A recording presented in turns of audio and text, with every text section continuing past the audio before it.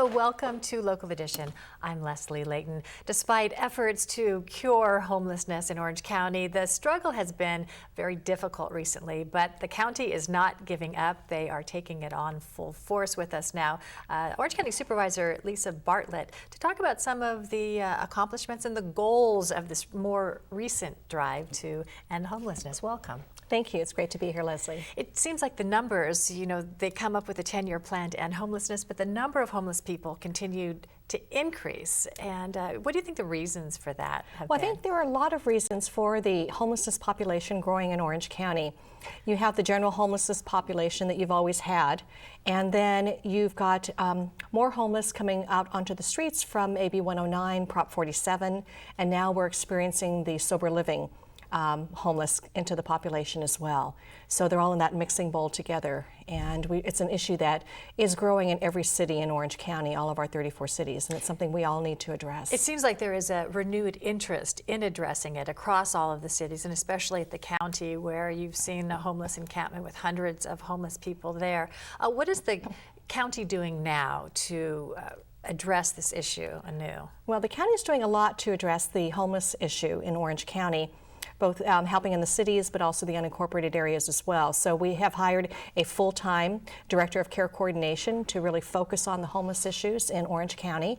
And we're getting a lot of grants and looking at other opportunities for funding, both through the general fund and through other grant programs to fund permanent supportive housing for the homeless, providing a greater level of services so that we can get people off the streets and into housing, get them into connecting with services, and really solving the homeless population issues on a long-term basis. Where are you right now with this? So you have the Homeless Czar, you've combined committees of business and nonprofit leaders. How would you describe where we are with addressing homelessness? Well, the Director of Care Coordination, Susan Price, has just come out with her 90-day review. And addressing a lot of the issues in the county. It's going to take a long-term planning effort. So right now we're figuring out where we need to go, where we need to allocate dollars, where the dollars will come from, who all the stakeholders are, to actually make a significant effort to solve the homeless issue long-term here in Orange County. Do you think the county has, I know there's been the 10-year plan to end homelessness. Is this the blueprint that you're going off of? Is there a plan in place that you feel that all you need to do is follow this plan and we'll arrive at our destination? Well, the original 10-year plan to end homelessness, it was always a fluid document, and things change over time. So with our new Director of Care Coordination, we're actually updating that plan for what is currently facing us from the homeless population today, and what we need to address with regard to behavioral health, mental health issues, wraparound services, job opportunities, and so on. Some of the other things that you are here to talk about is the transparency in your governing at the County Board of Supervisors. How is that being implemented so that people can be informed about what is happening and what is about to happen? Well, one of the things that I wanted to do when I became elected as a county supervisor was to make sure that county government was always open, transparent, and accountable. So one of the things that that I accomplished as my started the year as chairwoman was to ensure that with our Board of Supervisors meetings, which were kind of scheduled sometimes 2 meetings a month, sometimes 3 meetings a month, so that we have standardized meetings on the second and fourth Tuesday of every month, and that the board agendas must be out, printed, posted 2 weeks before every board meeting. Prior to that, and in prior years, the agendas would come out about 4 business days prior to the board meeting, and that just doesn't give enough time for research and analysis, and certainly not enough time for the public if they have any questions about board agenda items. Our agendas are anywhere from 40 to 100 items.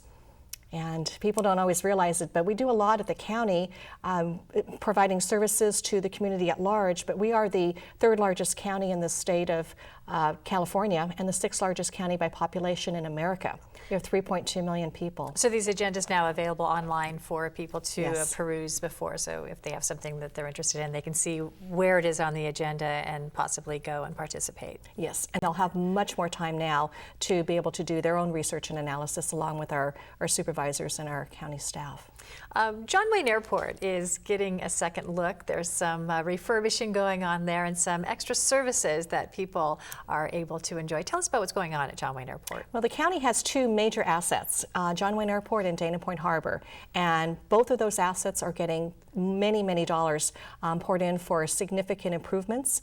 So John Wayne Airport, we are working on the general aviation plan for the airport, which has not been undertaken for many years. And it's something that we're looking at about a $100 million project right now for improvements at the airport, a nursing lounge. We're looking at relief areas for animals that are brought to the airport by passengers, and the seismic retrofits as well. And then we're looking at redoing the whole general aviation side of the airport in the next couple of years. What would that entail?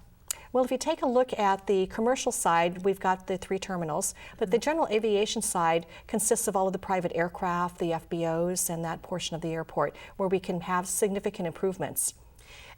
Yeah, Orange County is one of the busiest small aircraft airports in the country, right? It is, yes. We have an average of about 10.8 million passengers that come through John Wayne Airport on an annual basis, and there's so much we can do in the way of making improvements at the airport to enhance the business and tourism aspect of things in Orange County.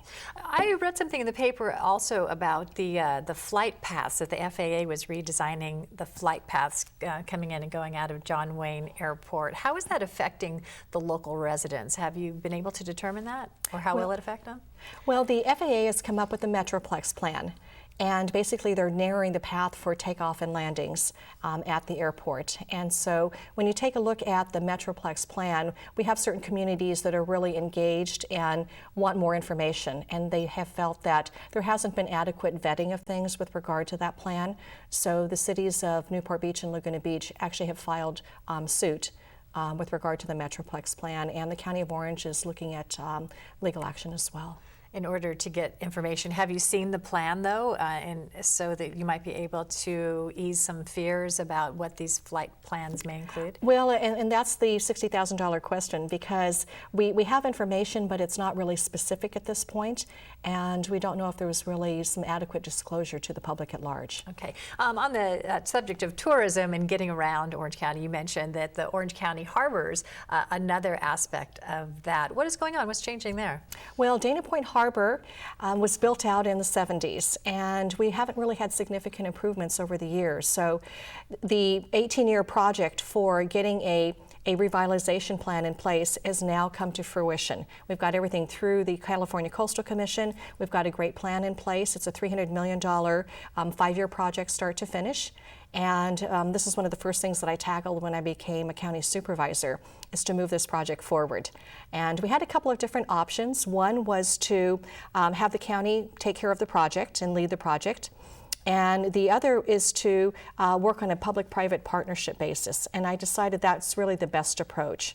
So we are currently in the RFP phase of the project, and we're looking at partnering with the private sector, where they take the financial risk on the project and build out the plan that we have, the master plan for the harbor, and the county will have a revenue stream into the Tidelands Trust. You can already start to feel the anticipation of the redevelopment in that area in the surrounding city. Yes, it's very exciting for all of Orange County, and particularly for South Orange County. This is a project that's been in the making for a long time, and to see it moving forward and coming to fruition now is really exciting for all the residents in the area. Orange County Supervisor Lisa Bartlett, thank you for being here and sharing this information with us today. Good to be here. And thank you for joining us as well. I'm Leslie Leyton.